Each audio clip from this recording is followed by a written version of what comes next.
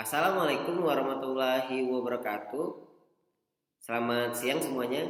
Hari ini saya akan menceritakan pengalaman saya terkait cara mendaftar kerja atau membuat lamaran kerja bagi seorang dosen.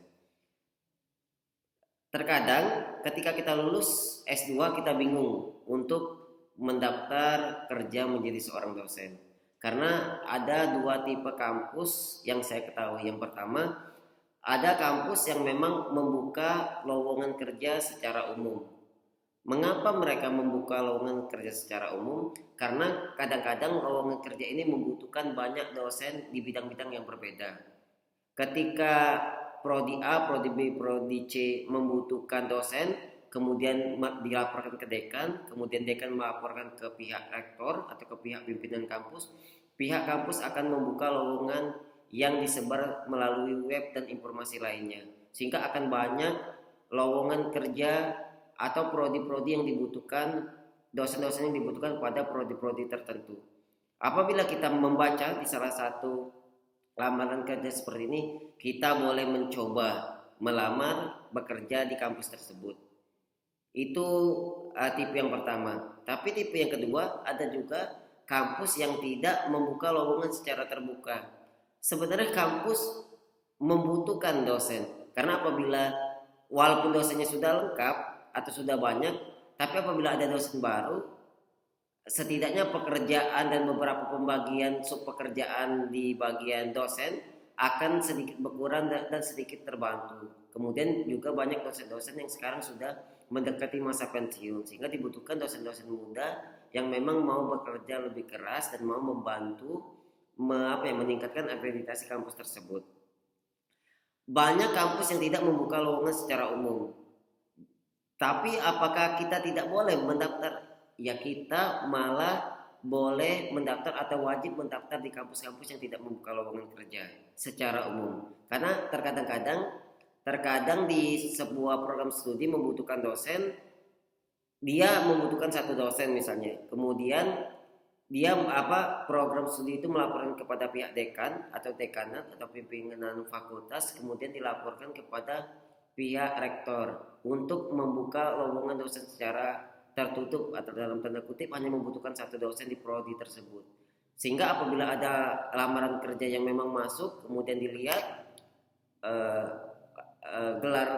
gelarnya cocok, kemudian menarik hati si program studi tersebut, pimpinan program studi tersebut, bisa saja kita dipanggil dan menjadi dosen di jurusan atau di prodi yang kita daftar. Hal ini terjadi pada saya di tahun 2017. Jadi 2017 saya setelah lulus S2, saya belum ada lowongan kerja yang dibuka secara umum, sehingga saya hanya membuat lamaran kerja, kemudian melengkapinya, kemudian saya kirim ke kampus-kampus yang tidak membuka lowongan pada waktu itu. Salah satunya di kampus saya di Politeknik, di kampus Universitas Sriwijaya di Palembang.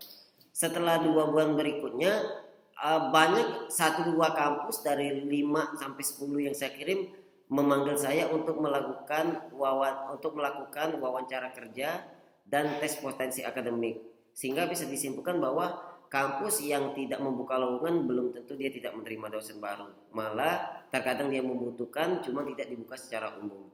Akhirnya saat itu saya mengikuti tes potensi akademik pada waktu itu, kemudian dilanjutkan wawancara, kemudian dilanjutkan dengan kontrak apabila dinyatakan lulus. Itu di Universitas Sriwijaya. Kemudian di kampus lain juga dipanggil, di kampus swasta, untuk melaksanakan wawancara kerja terkait dengan dosen. Kemudian ada yang terbuka, tertutup, kemudian juga yang tipe ketiga kita bisa mendaftar menjadi dosen ketika ada CPNS atau penerimaan secara nasional. Itu untuk universitas atau politeknik negeri. Yang keempat yang kita lakukan sebagai lulusan S2, kita bisa menghubungi kakak tingkat kita yang saat ini bekerja di suatu instansi atau di dosen suatu fakultas untuk mendaftar di jurusan yang sama. Apabila kita menghubungi kakak tingkat atau orang yang kita kenal atau dosen kita terdahulu, mungkin ada peluang kita menjadi dosen di kampus atau di prodi tersebut. Lalu apa isi lamaran kerja yang harus dibuat bagi seorang calon dosen muda di sebuah kampus? Yang pertama, kita wajib membuat lamaran kerja. Lamaran kerja calon dosen atau lamaran dosen sudah baku, jadi kita bisa lihat di Google, bisa lihat contoh-contoh orang lain bahwa lamaran kerja itu mencantumkan setidaknya syarat-syarat apa yang kita kirim ketika kita melamar suatu pekerjaan dosen. Itu yang pertama, lamaran kerja. Yang kedua, kita juga wajib memasukkan fotokopi ijazah dan transkrip yang dilegalisir S1 dan S2 kita, agar kampus yang kita daftar itu yakin bahwa kita ini memang daftar di prodi atau tujuan program studi yang memang linier dengan apa yang kita punya ijazahnya. Yang ketiga, hal yang harus kita buat adalah CV atau portofolio. Portofolio adalah rekam jejak selama kita S1, S2 dan selama kita bekerja apabila kita sudah bekerja. Apabila kita sudah bekerja, kita bisa masukkan pengalaman kerja kita, mengajar mata kuliah apa, kompetensi apa yang kita punya dan lain-lain. Tapi apabila kita masih sebagai dosen baru, yang harus kita masukkan di portofolio kita adalah tridharma perguruan tinggi kita. Yang pertama misalnya pendidikan, apakah kita pernah mengajar atau melaksanakan diklat terkait peningkatan kompetensi, apabila ada masukkan. Yang terkait penelitian ini yang sangat penting karena tidak semua dosen muda memiliki rekam jejak penelitian yang baik. Kita bisa memasukkan penelitian yang pernah kita lakukan, didanain oleh instansi apa, berapa dananya, kemudian publikasi yang sudah kita lakukan.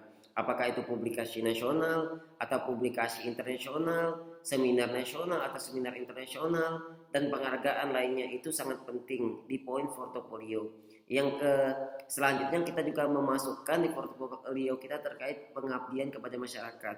Apabila kita pernah melakukan KKN, kegiatan membangun desa dan lain-lain, atau kita pernah mendapatkan hibah desa secara nasional, itu dimasukkan karena itu akan sangat menjadi poin penting dan menjadi poin plus seorang dosen muda apabila memang sudah mengenal tridharma perguruan tinggi. Yang keempat yang wajib kita masukkan adalah kita wajib memasukkan sertifikat TOEFL dan TKDA. TOEFL adalah sertifikat bahasa Inggris atau bahasa asing, kemudian TKDA adalah tes potensi akademik. Apabila kita mempunyai dua sertifikat ini, setidaknya ini menjadi poin bagaimana seorang dosen muda sudah memiliki bahasa Inggris yang memang sudah standar untuk seorang dosen.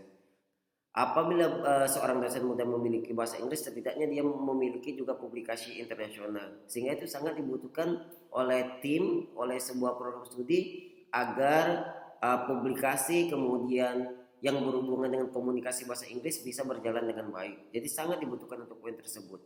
Yang kelima, yang harus kita masukkan di dalam lamaran kerja kita ketika kita mendaftar di kampus yang memang tidak membuka lowongan, kita bisa memasukkan sertifikat kompetensi yang kita punya. Kalau saya di bidang teknik, sertifikat kompetensi menjadi hal wajib bagaimana seorang dosen muda memiliki pengakuan skala industri, skala nasional ataupun internasional.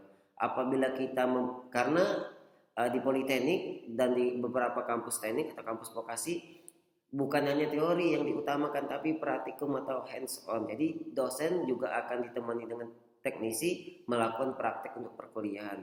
Sehingga memang dosen dituntut untuk memiliki kompetensi juga. Sertifikat kompetensi bidang itu sangat penting, itu yang di poin yang kelima ya.